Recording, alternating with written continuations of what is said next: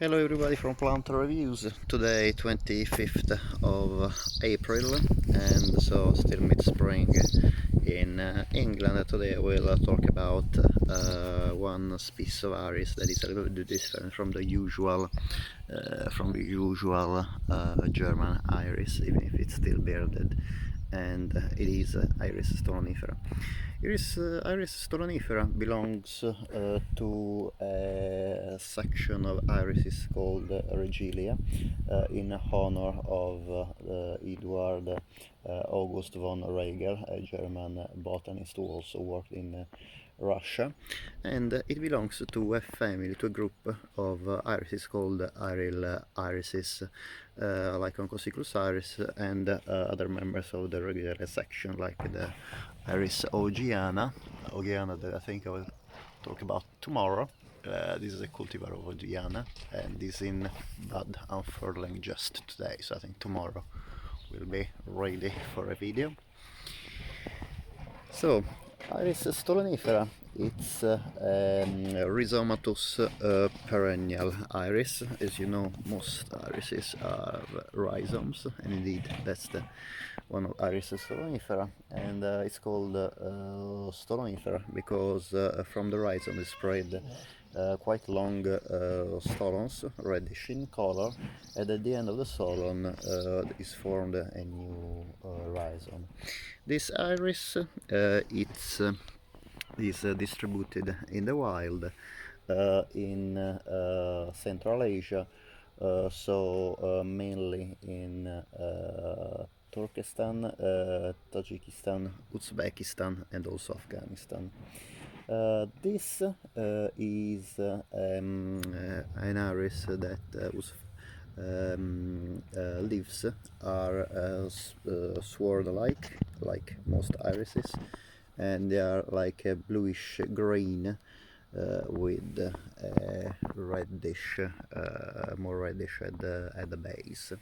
The leaves are deciduous and they tend to dry up and obviously disappear when the iris goes dormant after blooming, after flowering. So it blooms now, mid-spring, and so usually in summer the leaves disappear. The flower is about 6-7 centimeters long, and as all irises is the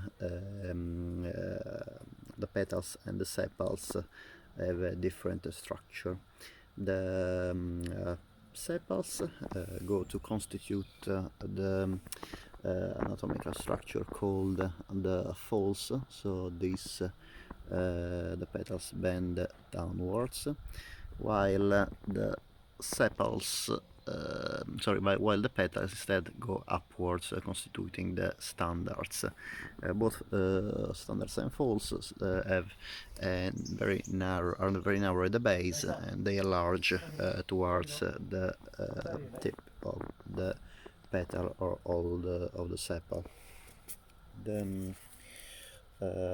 This is a plant that can spread quite easily through, as I said, the stolons and rhizomes, and can form quite large clumps. Every stem bears 2 or 3 terminal flowers. Terminal means they are at the top of the stem, and the color of the Iris stolonifera is very peculiar. Basically, there is a variety of colors. Usually they are in different shades of blue, green, purple and brown. This in particular is a variety called Claudius, and I put it from Rare Plants. As you can see in this variety, the the standards are light to medium brown with a central lilac area, while the falls are more dark brown with a central very dark purple area. There is a very intricate veining between purple and brown color, both on the standards. As you can see, but also and most importantly on the falls, in particular at the base of the falls. And this intricate veining is highlighted by an almost pure, very pale blue beard with yellow tips at the base. The color, as you can see, look almost electrical in this variety. It's a very rich color, and there's a very few irises other than the stolonifera and in part of some varieties of the Ogiana at the back, as you can see, that can show up this color. The only German iris that reminded me a little bit of this color is a variety called burnt toffee, that is like a cappuccino brown with some lilac in the center. Unfortunately, last year didn't flower, and I moved the this iris last year at the front garden, so I'm not too sure if it will be able to bloom this year, but it's an absolutely gorgeous flower as well. I like a lot of these bicolor colors and contrasting colors in a flower. However, the burnt toffee doesn't have these very intricate veining that makes this iris stolonifera so peculiar. The flower are scented, but just slightly scented. Between the falls and the standards are about 6-7 centimeters tall. So for a total height of the flower of about 12 to 14 centimeters.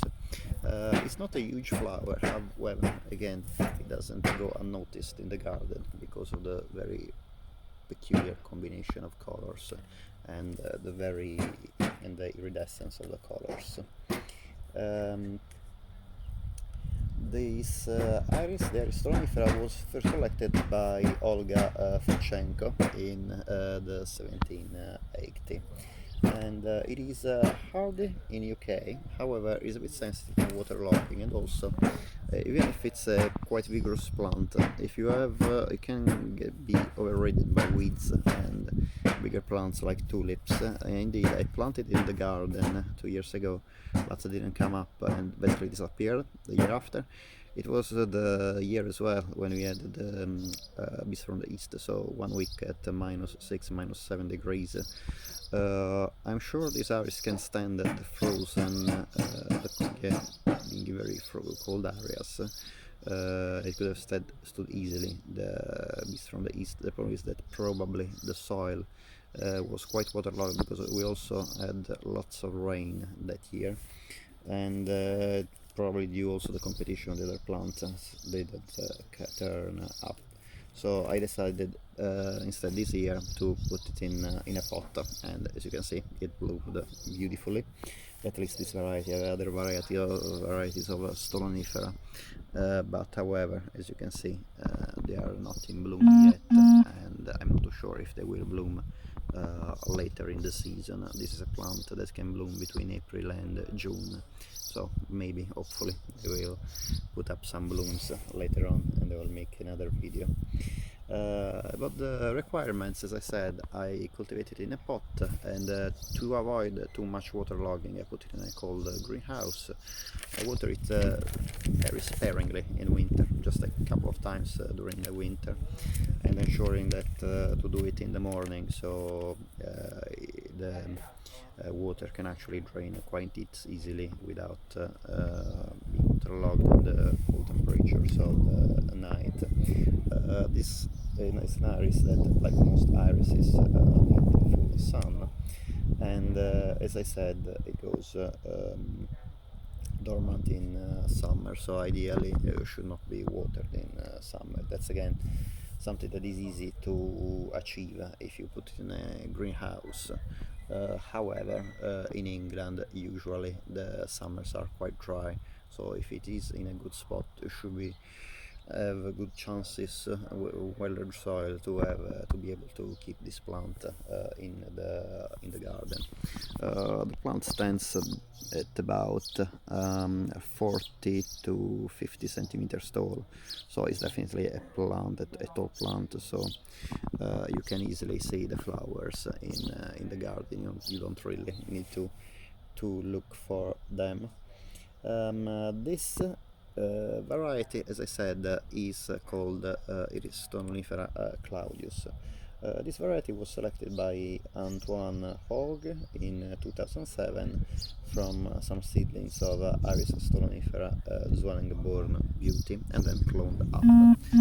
These are information I found on the website I bought this plant from, that is rareplants.co.uk. There are several varieties of Iris stolonifera, together with other members of the Regelia section, including the Iris Augeana, that, as you can see, is in bud, just unfurling today, so tomorrow will be ready. And this is an iris that I've never seen in garden centers, but there are a few nurseries that sell it online. As I said, I bought it from rareplants.co.uk, and I am very satisfied of the results of the cultivation of this iris. The only thing I need to add is the kind of compost I put in the pot. First of all, you have to be very careful of slugs, so always ensure that there are some slug pellets on the top of the pot, of the compost. And what I did, I cultivated this iris in the same way recommended for Oncocyclus iris. I will put a link on the video. And basically I planted the rhizomes in order to have just like to be in the middle of a layer of about 8 to 10 centimeters of grit, and then I put a very free draining soil, so compost with perlite in the rest of the pot.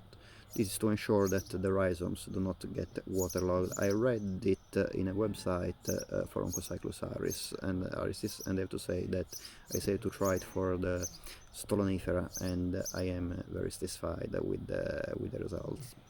So I hope you enjoyed this video, and this is definitely a plant I would like to recommend to everybody. You can see how beautiful is the color, very rich in brown, lilac and purple. The combination is absolutely stunning, and the pale blue beard really stands out in between the dark brown and dark purple of the falls.